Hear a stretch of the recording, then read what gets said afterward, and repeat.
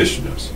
I have asked for this meeting to be delayed because I don't have appropriate representation, Williams said. He said Town Attorney Brian Pridgeon would not return his phone calls, which Pridgeon denied, saying he had called the mayor. Williams implied he would not participate in the meeting, so the board would not have a quorum. And that's all I have to say, Williams said. Have a good evening. With those words, the mayor left the room, followed by several audience members. Midget and Raleigh lawyer Michael R. Gross were in attendance, representing the Police Benevolent Association. Midget said after the meeting that Williams has been using the proverbial middle finger.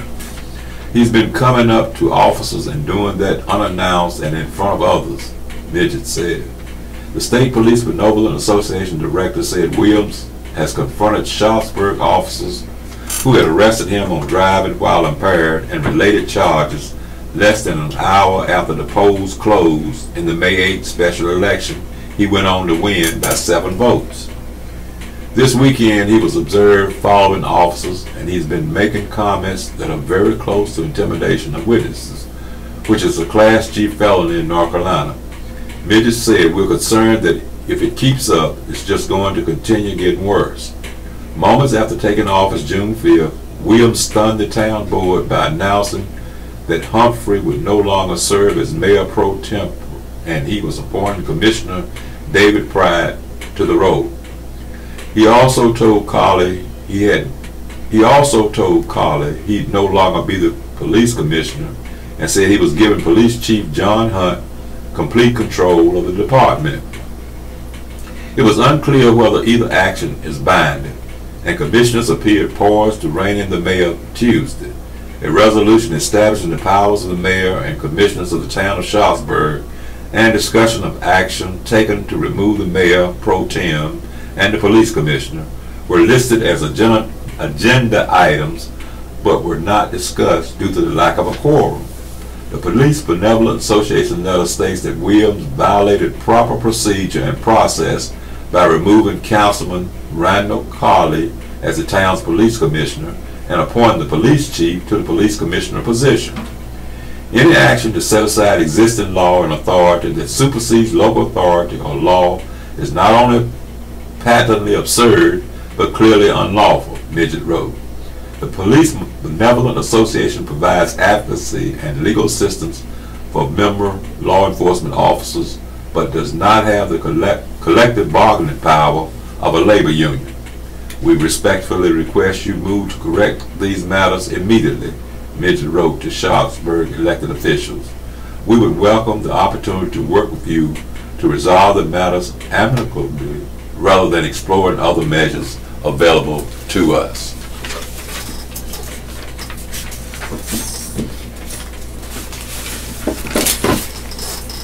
This is the Southeastern North Carolina Radio Reading Service, a United Way partner agency. We broadcast from the campus of Fayetteville State University, and our signal is carried by WUNC Chapel Hill. As a nonprofit agency, we rely on public donations. We request your support to continue our services. When making charitable donations, please keep the Southeastern North Carolina Radio Reading Service in mind. Our address is P.O. Box 35029, Fayetteville, North Carolina 28303. If you have any questions or comments, please call us at area code 910-672-1600 or toll free at 1-844-709-5656. Your radio hosts are Wilbur and Robert, and we are proud to serve you today. TV anchor to stop in Fayetteville. Fayetteville will be one of 5 stops in the WRAL TV viewing area for morning anchorman Bill Leslie's farewell tour. Leslie will be at the Arts Council on Thursday from 11:30 a.m. to 1 p.m. to meet with the public. The 67-year-old anchorman is retiring at the end of the month. His farewell tour kicks off Monday. During the meet and greet, members of the public will be able to record messages to Leslie that will be aired during the newscast the week of June 25th, his final week on the air, the Arts Council said in a release. Bring a brown bag lunch and sit back and relax with anchorman Bill Leslie, who is a seasoned artist in his own right. said Deborah Martin Mintz, Executive Director of the Arts Council. We hear that Bill also will be singing and playing guitar. The Arts Council is at 301 Hay Street. Live wire. Handicap parking for train station interrupted. Question. Since all parking spaces have been removed from the Amtrak station, where is a handicapped person supposed to park their car when they use the train every month and are gone for a number of days? I travel frequently on the train and am not able to walk the block or two to the bus station and then the train station. The city is making it impossible for anyone to use the train station, even for dropping off people. J.C. Hope Mills. Answer. Currently, we don't have a better alternative, Deputy City Manager Christoph Bauer said. The city is considering whether to close a lane of Hay Street in front of the train station so that passengers can be dropped off and picked up, he said. And it may also put some on-street parking spaces there. But those on-street spaces would not be the long-term parking you are seeking, J.C. The Amtrak station in downtown Fayetteville used to have plenty of free parking next to the building. All of that parking was taken away this spring for construction of a parking deck for the new Prince Charles Holdings Hotel and office building project and the minor league baseball stadium the city is building. When complete early next year, the parking deck will be available for use by Amtrak patrons, though for a fee. In the meantime, the city has arranged for Amtrak travelers to park for free, indefinitely, in the parking lot by the North Carolina Veterans Park. This is about a block away from the train station, a walk of about 750 to 950 feet, depending on where they park. Livewire seeks to answer questions of general interest and consumer topics. Contact Livewire at livewire@fayettevilleobserver.com or at 486-3516. Second driver in June 5th crash dies. Lillington, a Harnett County man injured in a 3-vehicle wreck near Dunn earlier this month, died Wednesday from his injuries, the Highway Patrol said. Clarence Jeff Strickland, 71, of the 100 block of Delano Street in Dunn, died at Wake Med Hospital in Raleigh, a Highway Patrol spokeswoman said. The wreck happened June 5th at 7:45 a.m. on Bryant Road near Ash Avenue, about 1.5 miles west of Dunn, according to a report filed by Trooper L.E. McRaven. Strickland, driving a 2017 Ford Expedition, was traveling west on Bryant Road when his vehicle crossed the center line, the report said. The Ford clipped an eastbound Chevrolet pickup truck before colliding with a 2012 Ford Mustang behind that vehicle. The driver of the Mustang, Hunter K. Watkins, 21, of 2200 block of Hobson Road in Dunn, was pronounced dead at the scene. Strickland was the at-fault driver, according to McRaven's report.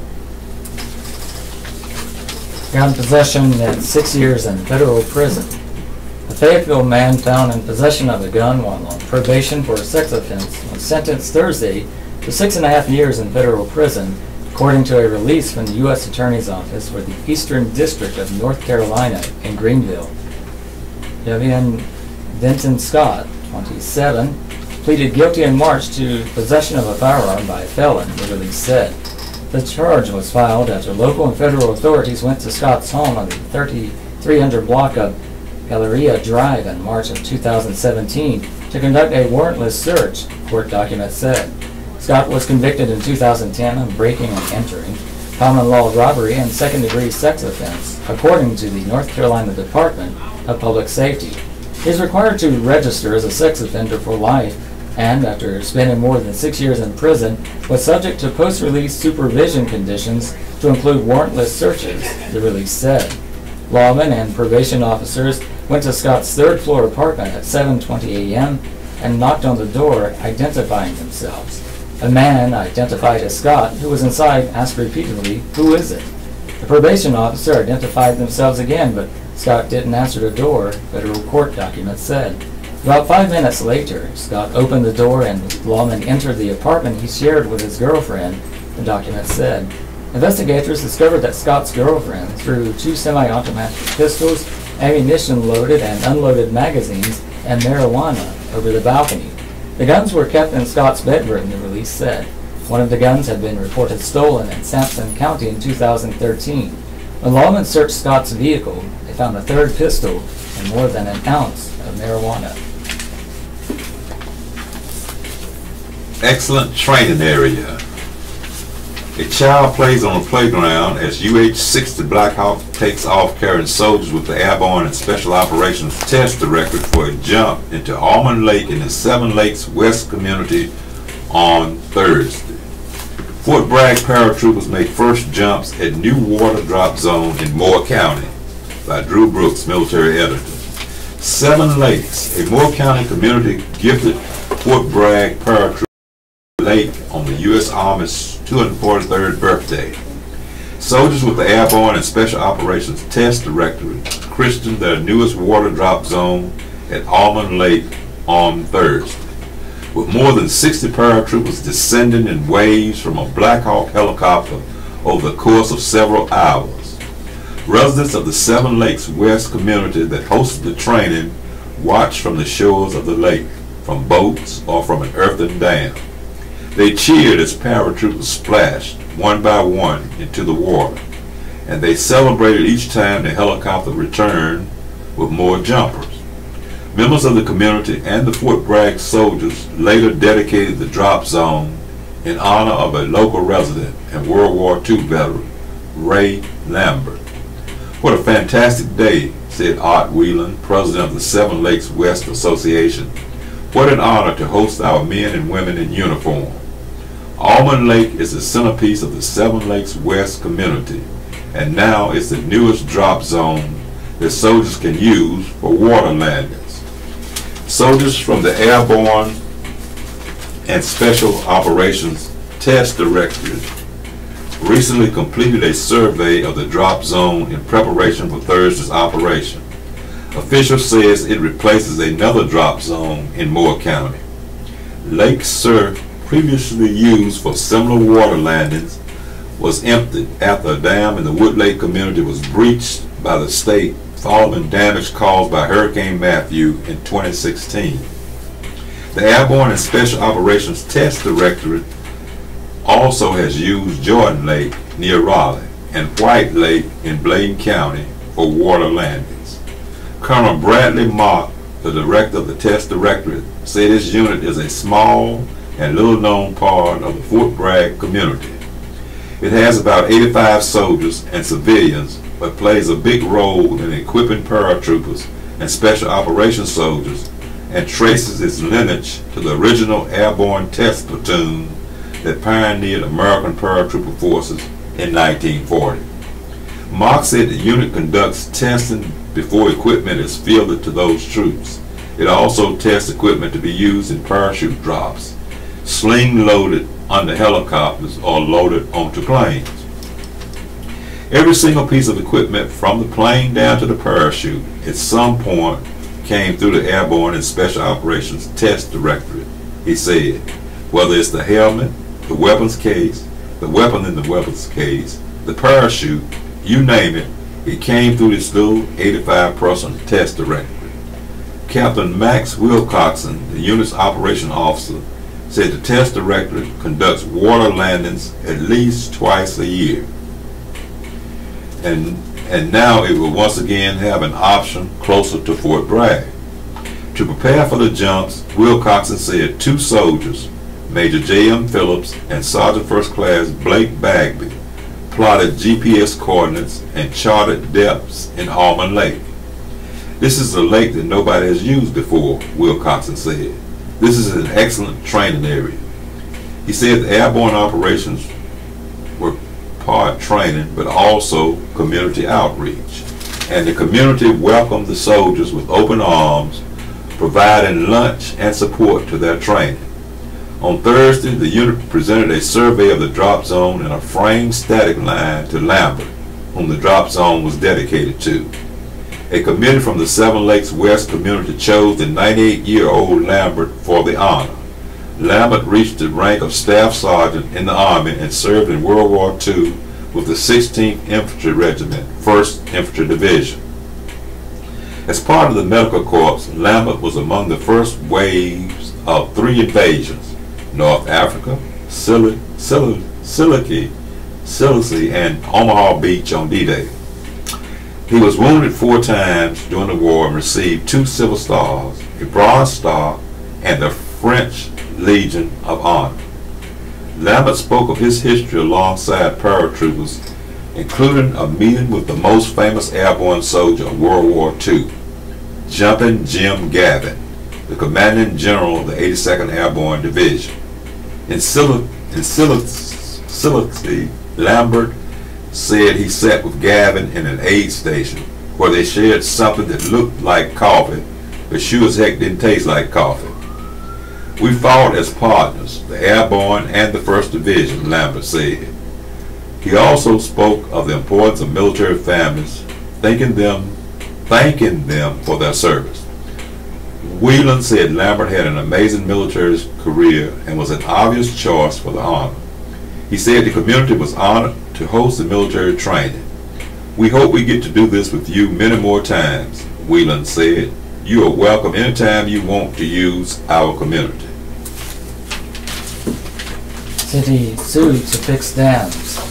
Homeowners from 4 Fayetteville neighborhoods filed a federal lawsuit against the city last week to try to force the city to rebuild dams in their communities that were damaged or destroyed in Hurricane Matthew. Although the dams are privately owned, the residents contend the dams and the lakes that once were in their neighborhoods have become part of Fayetteville's stormwater and flood-controlled infrastructure. And as such, they say the city should replace them. A lawyer for the city declined on Thursday to comment on the litigation. The lawsuit was filed on June 8th by the Devonwood Loch Lamond Lake Association, the Aaron Lake Homeowners Association, the Strickland Bridge Road Homeowners Association, the Rayconda Homeowners Association, and 8 residents of those neighborhoods.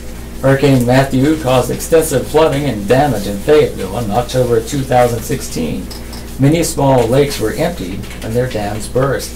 City staff said in May that Fayetteville is not allowed to spend tax dollars on private property unless it's for the good of the city in general.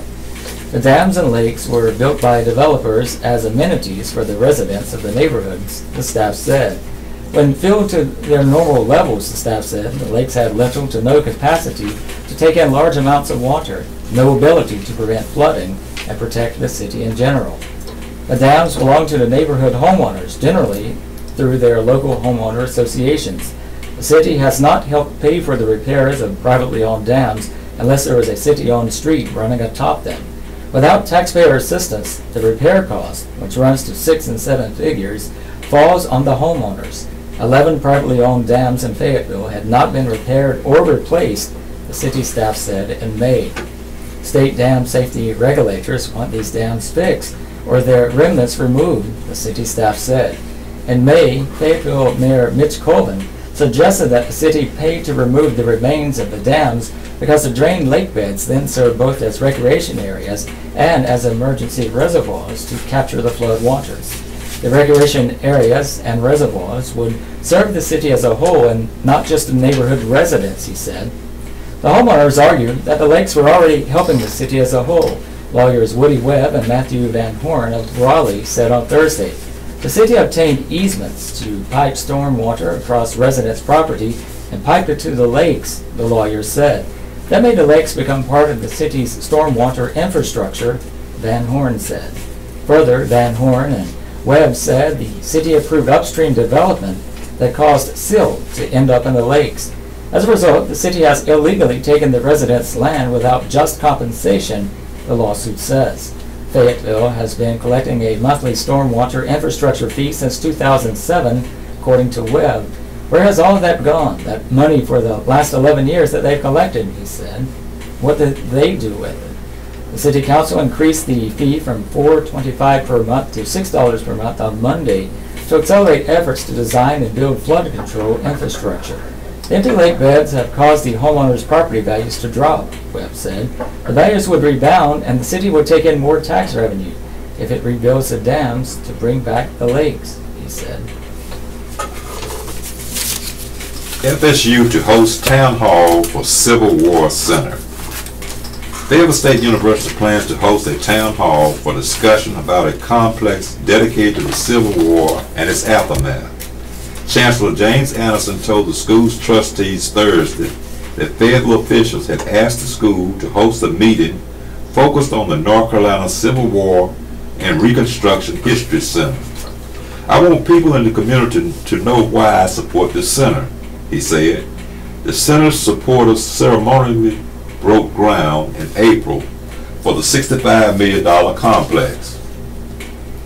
The center is intended to be an educational resource to help heal racial and cultural divisions that remain more than 150 years after the war, supporters say. The center will be built on Arsenal Avenue next to the remnants of a Confederate Army arsenal on Haymont Hill.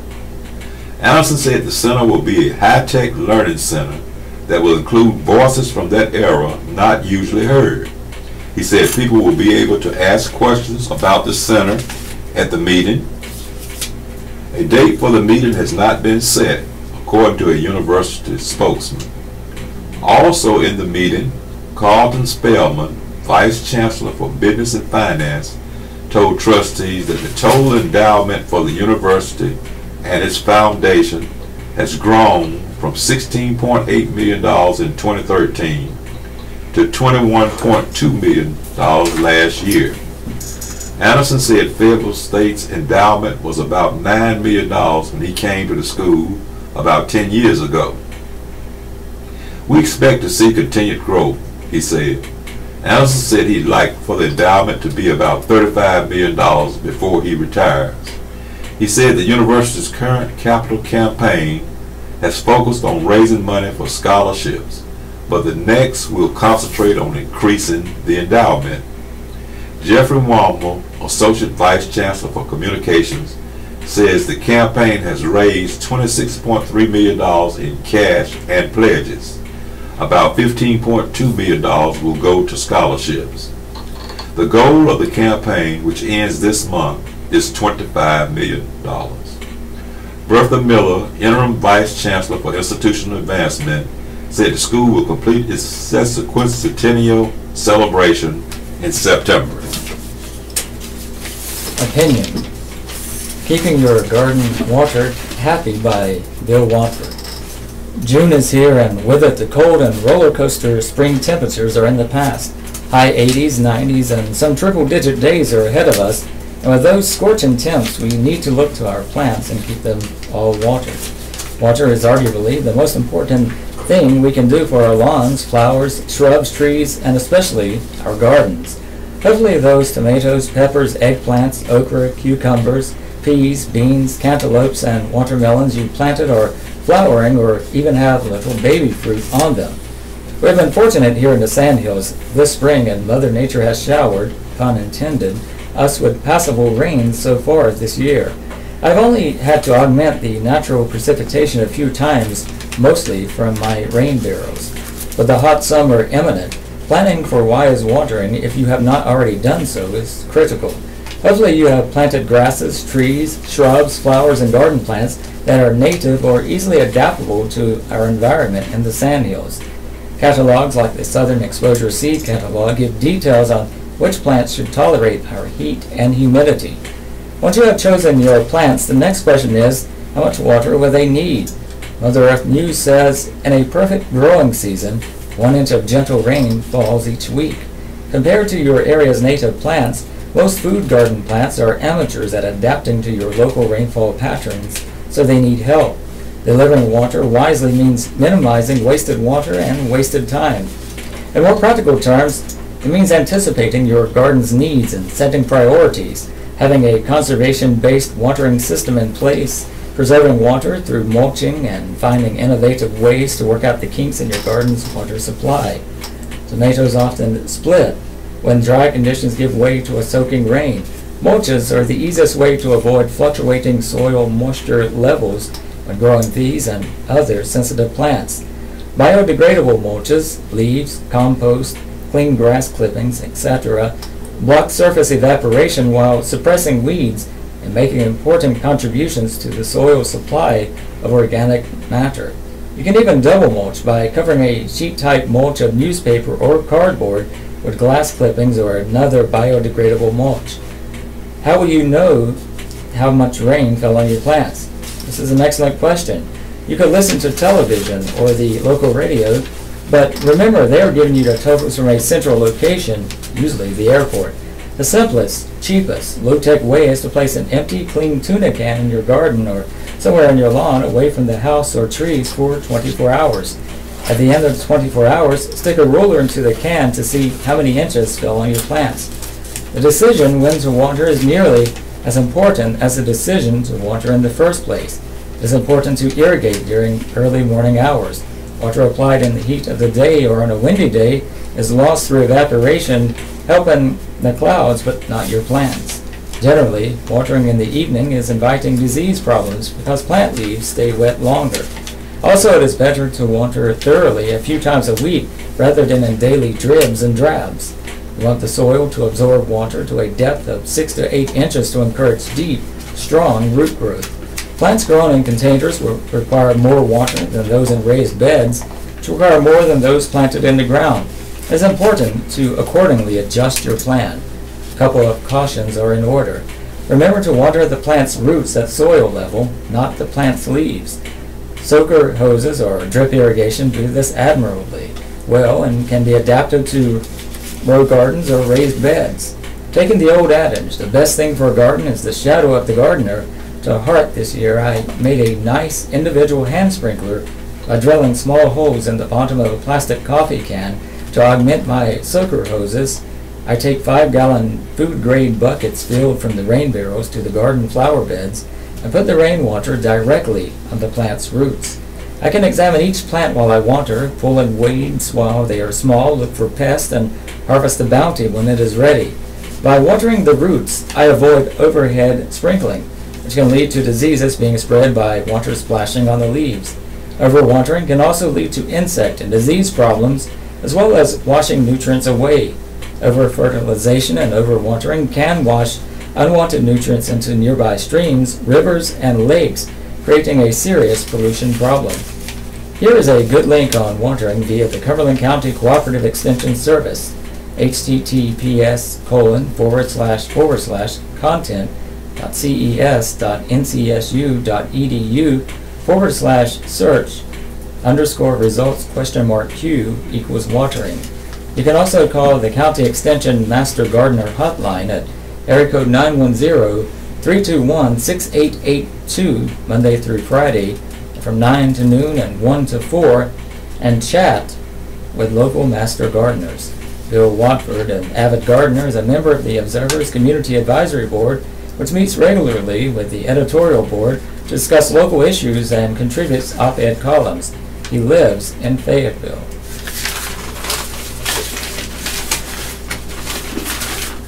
A tax cap's consequences. Here they come again, pandering to the people who hate taxes, which, of course, is most of us. But this idea is big on pandering and too short on considering long-term consequences. Some General Assembly lawmakers are proposing a constitutional amendment that will cap the state income tax rate at 5.5%. The Constitution currently caps it at 10%. The actual rate will drop to 5.25% next year.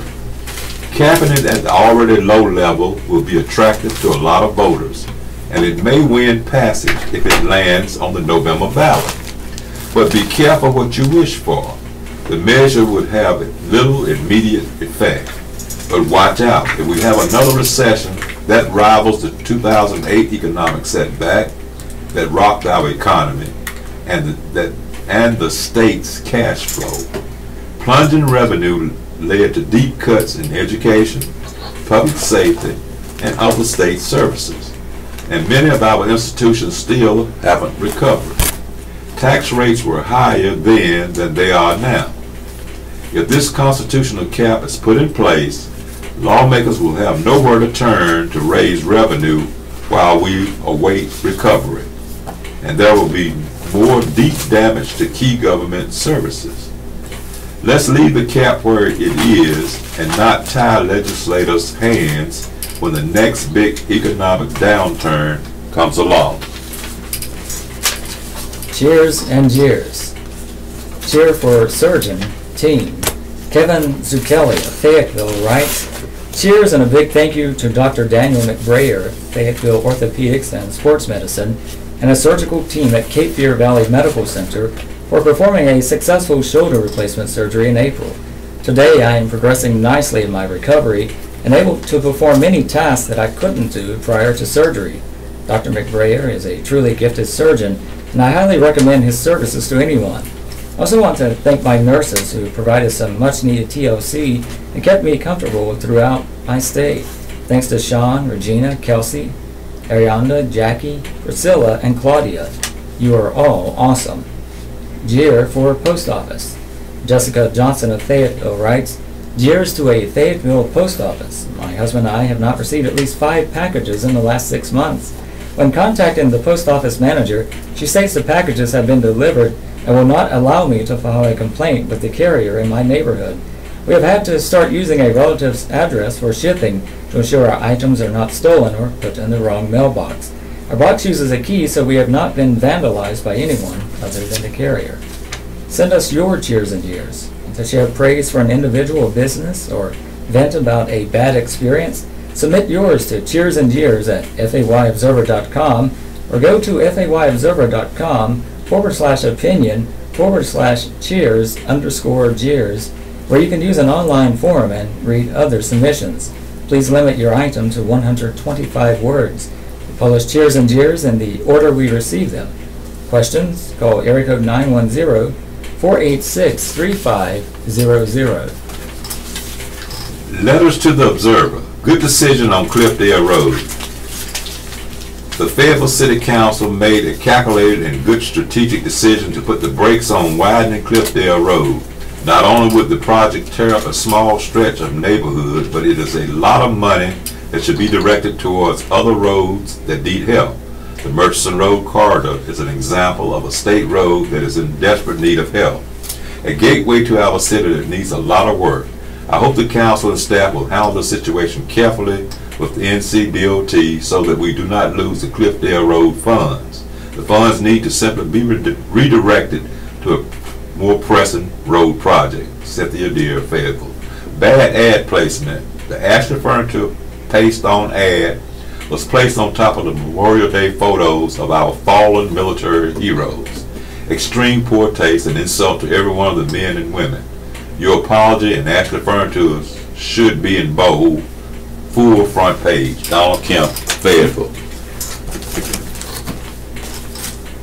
This is the Southeastern North Carolina Radio Reading Service, a United Way partner agency. We broadcast from the campus of Fayetteville State University, and our goal is our signal is carried by WUNC Chapel Hill. As a nonprofit agency, we rely on public donations. We request your support to continue our services.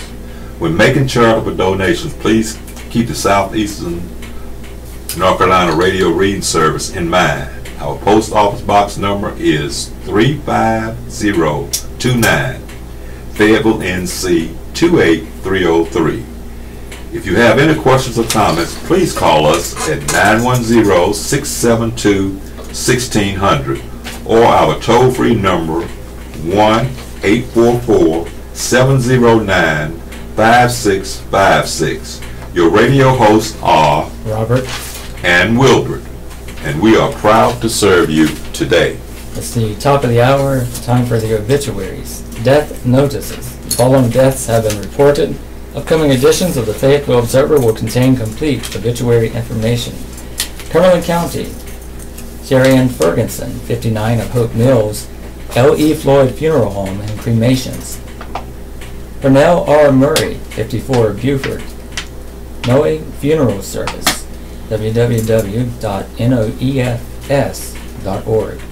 Bruce John McMurray, 75 of Fayetteville, Adcock Funeral Home, Spring Lake. Lawrence Thomas Jr., 84 of Fayetteville, Wiseman Mortuary. In the Cape Fear region, Landine Ethan McIver Sheridan, Newborn of Lumberton, L.E. Floyd Funeral Home, and cremations. Frederick Michael Schoeneva, 78 of Clinton, Crumpler Honeycutt Funeral Home. Sandra Benoit Saldana of Chadbourn, www.peacockfuneralhome.net. Gwen Hutchinson Harris, 77 of Laurinburg, Richard Boyle's Funeral Service. Mary Bell Locklear Johnson, 71 of Laurel Hill, Richard Boyle's Funeral Service.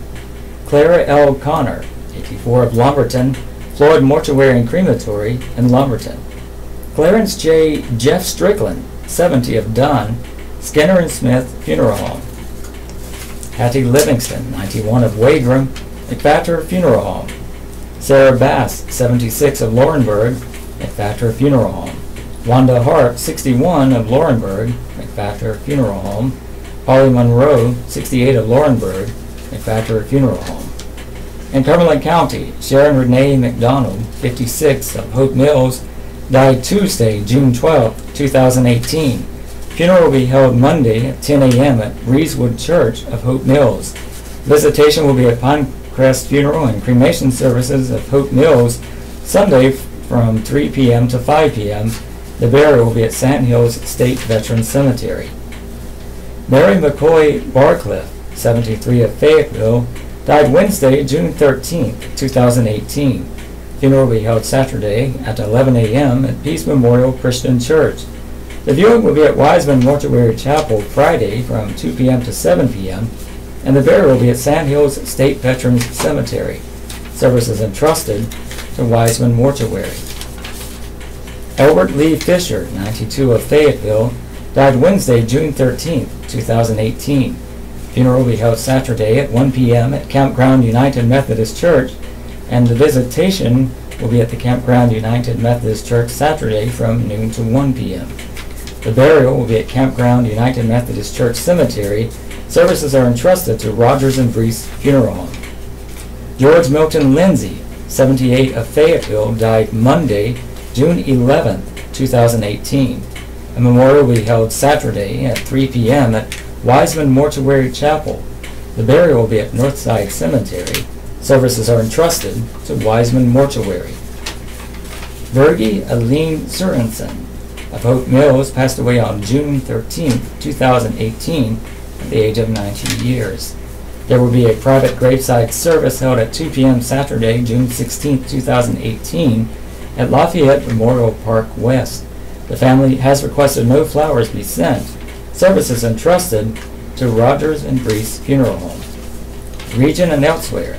Connie William Benet, 70 of Dunn, died Tuesday, June 12, 2018. Funeral will be held Sunday at 2 p.m. at Cromartie Miller Funeral Home Chapel. Visitation will be at Cromartie Miller Funeral Home in Dunn on Saturday from 6 p.m. to 8 p.m. The burial will be at Lakeside Cemetery in Angier. Services entrusted to Cromartie Miller Funeral Home in Dunn. That concludes today's obituaries. Let God help you kick your damaging bad habits. From the writings of the Reverend Billy Graham. Question. I think we need to stop focusing on our failures and shortcomings. We need to learn to be proud of what we are and quit feeling guilty because we aren't perfect. We'll never be perfect anyway, no matter how hard we try. KMCN. Answer. You're right on one point. We'll never be perfect in this life. But does that mean we ought to sit back and do nothing about our bad habits or other things we do wrong? No, of course not. One reason we need to be concerned about what you call our failures and shortcomings is because of the impact they have on others. If I am selfish and unconcerned about the needs of others, they will be hurt. If I habitually lie and cheat, others will be hurt. If I ignore my social responsibilities or act immorally, others will be hurt. As the Bible says, for none of us live for ourselves alone. Romans 14:7. But we also end up hurting ourselves. Bad habits always have bad consequences for us. Always. It may not be obvious at first. In fact, we may deceive ourselves into thinking we're on the right road, but we aren't. The Bible is clear. Whoever sows to please their flesh, from the flesh will reap destruction. Galatians 6 and 8. We must never be proud of our sin, nor should we merely accept ourselves just as we are. But listen, God does accept us just as we are. He knows all about us, including our sins and our failures, yet He still loves us, and He wants to come into our lives to forgive us and change us. And this can happen to you as you turn to Jesus Christ and invite Him into your life. I urge you to make your decision for Christ today. Dear Abby, with Gene Phillips. Son lives in fear for unhappy mom's welfare. Dear Abby, my mother-in-law constantly talks to my husband about committing suicide because she's not happy with her life or her husband. My husband worries all the time and has offered to let her come stay with us for a while. To me, this would be a nightmare. I can't be around her more than 2 or 3 days, and she has hinted that she would like to move in permanently with us. How can I fix this? Should I tell her how I feel? Scared in the South. Dear Scared, if your mother-in-law moves in with you, it will probably spell the end of your marriage. She needs more help than you or her son is qualified to give. His mother may suffer from chronic depression or be trying to manipulate her son through emotional blackmail. If he really wants to help his mother, he will make sure she is evaluated by a licensed mental health professional. Dear Abby, we love being near the water, but my husband drags a chair behind our rental and sits in the sun in the alley without his shirt. This is an upscale neighborhood, and it's embarrassing to me, especially because he is in his 70s and not in shape to display his stomach. The neighbors laugh it off, but I have told him how I feel and pleaded with him to walk a few steps to the beach and sit there shirtless. He said I hurt his feelings and embarrassed him by suggesting it. What more can I do to make him see how inappropriate it is? Beach Bunny. Dear Bunny, nothing. If he doesn't feel sunbathing in the back alley is inappropriate and the neighbors aren't offended, then the problem is you, not him. He may not want to sunbathe on the beach because he is self-conscious about his appearance and your comments didn't help. Apologies are in order. Readers can write to Dear Abby at dearabby.com or P.O. Box 69440, Los Angeles, California 90069. Horoscope. Gemini, May 21 to June 20. You'll want to be where the action is today, but take care that you don't simply jump into things too soon without making proper preparations. Cancer, June 21 to July 22. You can be basking in praise by the day's end, but first you must dedicate all you have to do something no one else can do the way you can. Leo, July 23rd, August 22nd. You've been looking forward to something for quite some time, and today is likely to be nearer than ever before. Is it too soon to call it yours?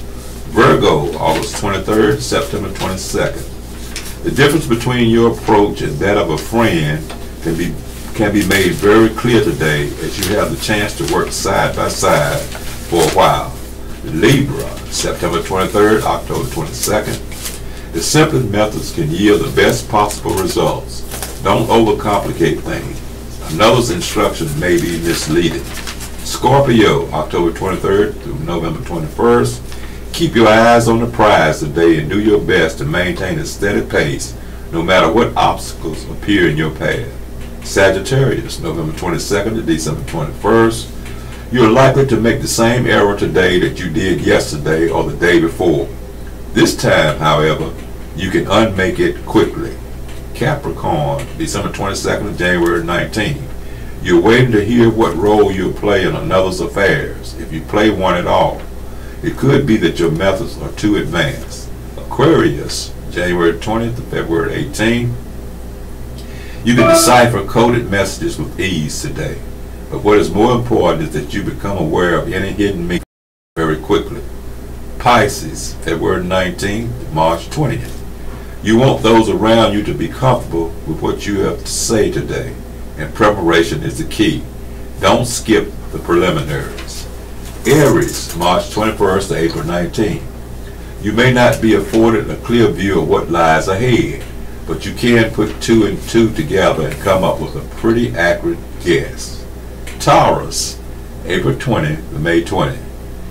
During morning hours, you'll want to proceed slowly and with great care. Later on, you can pick up the pace, but you must be just as careful. Weekend calendar for the week of June 15th, 2018.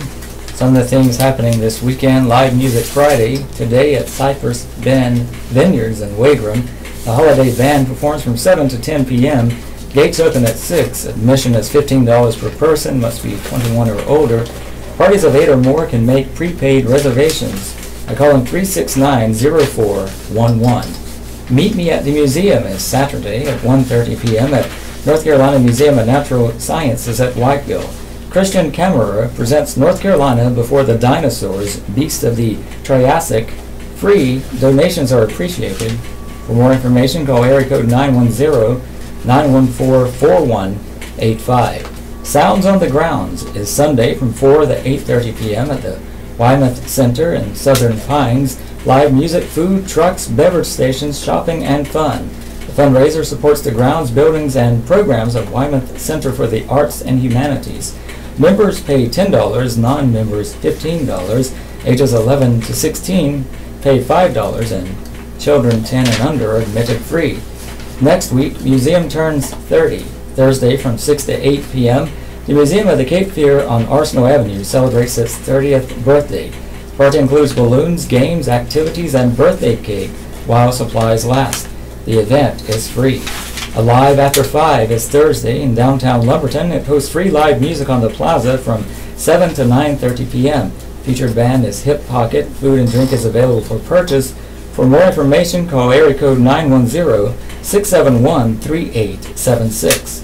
Farmers on the Green, a taste of North Carolina, is Thursday at 6:30 p.m. at Pinehurst Village Green.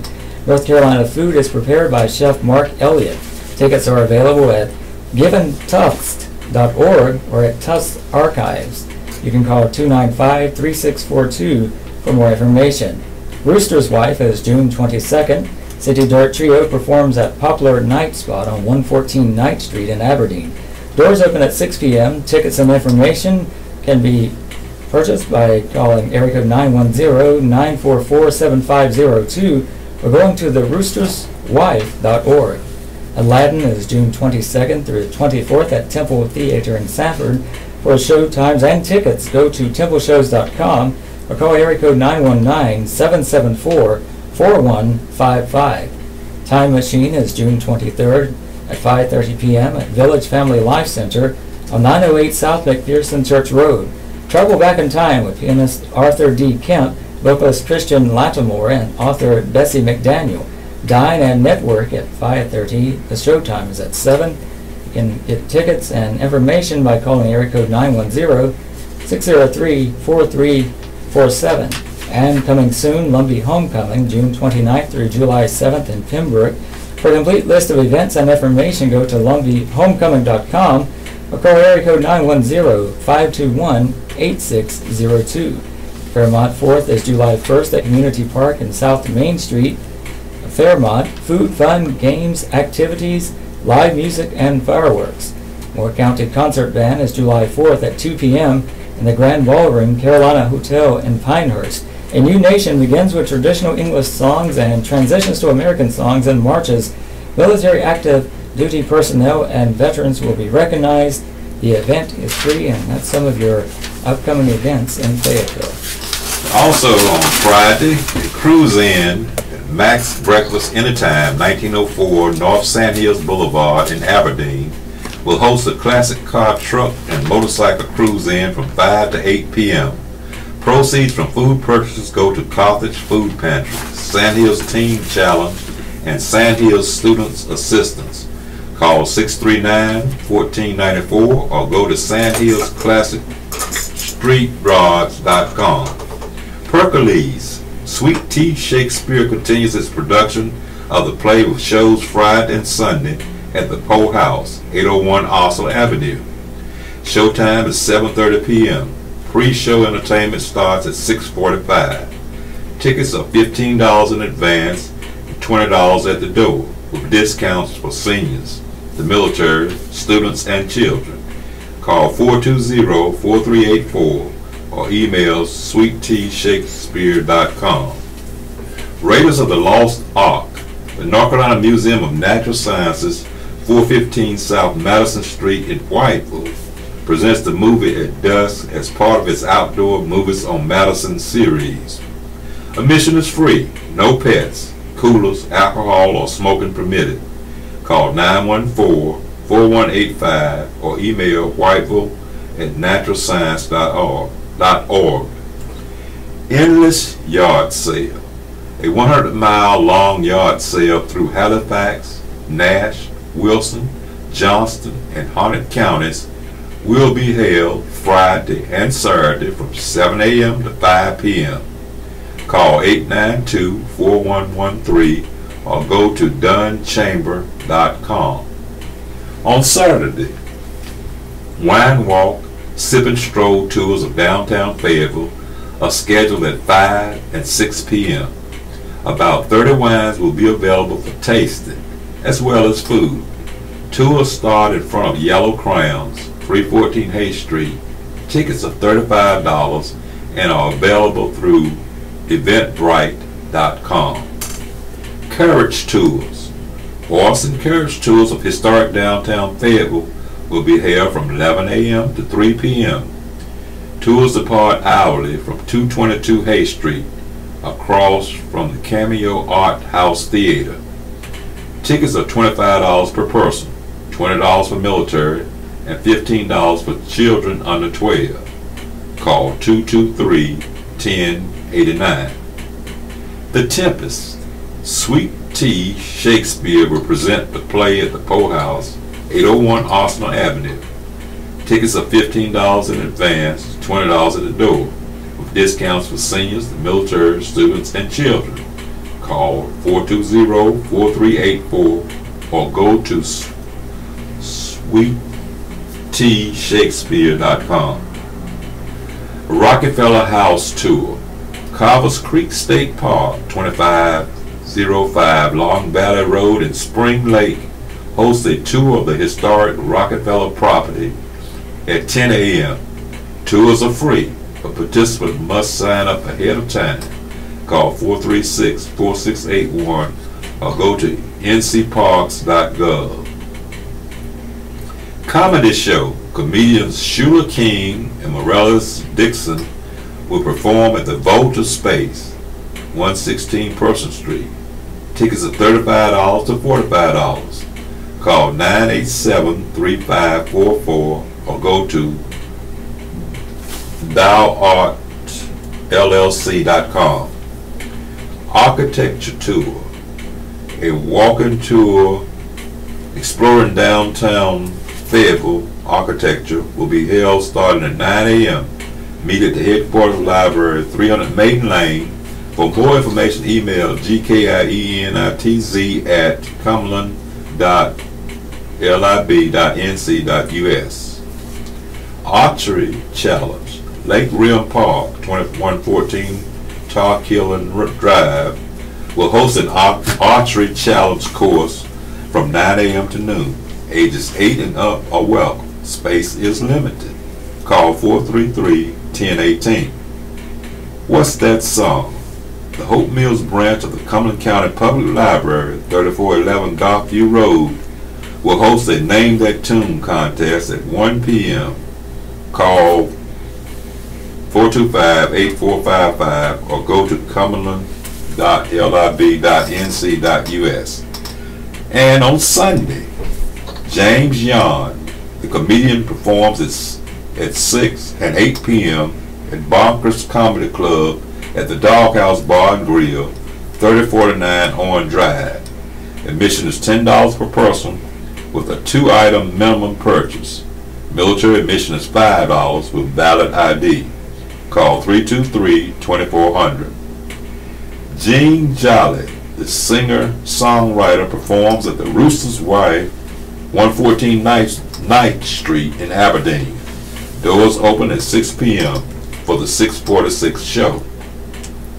Tickets are $20. Call 944-7502 or go to theroosterswife.org.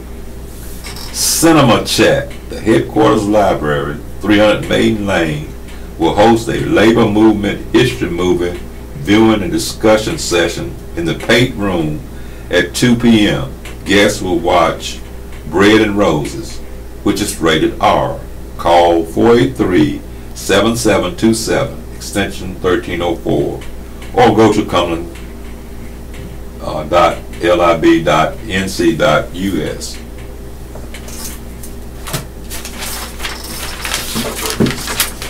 Ryan contradicts Trump's FBI spy claim by Mary Claire Jelinek, the Associated Press, Washington. House Speaker Paul Ryan is breaking with President Donald Trump, agreeing with others who say there's no evidence that the FBI planted a spy in Trump's 2016 presidential campaign in an effort to hurt his chances at the polls. Trump has insisted the agency planted a spy to help crooked Hillary win. Both Ryan and House Oversight and Government Reform Chairman Trey Gowdy attended a classified briefing last month following reports that the FBI used an informant in its Russian election meddling investigation to speak to members of the Trump campaign who had possible connections to Russia. Gowdy said afterward that the FBI was doing its duty. I am even more convinced that the FBI did exactly what my fellow citizens would want them to do when they got the information they got, Gowdy, a Republican from South Carolina, said on Fox News last week, and that it has nothing to do with Donald Trump. Gowdy added in a separate interview on CBS that such informants are used all the time, and the FBI, if they were at the table this morning, they would tell you that Russia was the target and Russia's intentions toward our country were the target. Ryan, a Republican from Wisconsin, told reporters on Wednesday that he thinks Gowdy's initial assessment is accurate, and he has seen no evidence to the contrary of what Gowdy said. On Trump's orders, the Department of Justice conducted 2 briefings for a handful of members of Congress after House Intelligence Committee Chairman Devin Nunes, a Republican from California, had asked for documents concerning the informant. Trump repeatedly tweeted about the issue, asserting there was a spy and that it was starting to look like one of the biggest political scandals in U.S. history. Ryan said Congress has more digging to do and that he wished they had gotten the information earlier. We have some more documents to review. We still have some unanswered questions, Ryan said. Ryan also joined Senate Majority Leader Mitch McConnell in issuing a careful warning about Trump's recent assertion that he has the authority to pardon himself. Trump said he has the absolute right to pardon himself if it were necessary, but Trump says it won't be because I've done nothing wrong. I don't know the technical answer to that question. I think obviously the answer is he shouldn't, and no one is above the law, Ryan said. McConnell said Tuesday the question of whether Trump has legal authority to pardon himself is an academic discussion, but Trump obviously knows that would not be something that he would or should do. Also from the Associated Press, early voting bill would change schedule and time. Raleigh. North Carolina Republican lawmakers are again looking at changing the rules on the state's extremely popular early in-person voting, which has prompted legal action in the past. The full House gave initial approval Thursday to legislation to change the 17-day early voting schedule and require more consistent voting times statewide. Another House vote was anticipated today, and the Senate would still have to act. GOP legislative leaders are trying to clear the decks on statewide bills as time in this year's session dwindles. The proposal would end the early voting period on the Friday evening before a primary or election day, instead of on early Saturday afternoon as currently required. To keep early voting at 17 days, the period will begin 1 day earlier. For example, this year's early voting period for the fall election would run from October 17th to November 2nd, instead of October 18th to November 3rd. Counties also would have to open all of their early voting sites from 7 a.m. to 7 p.m. on weekdays and be required to use uniform weekend hours if election officials agree to open those sites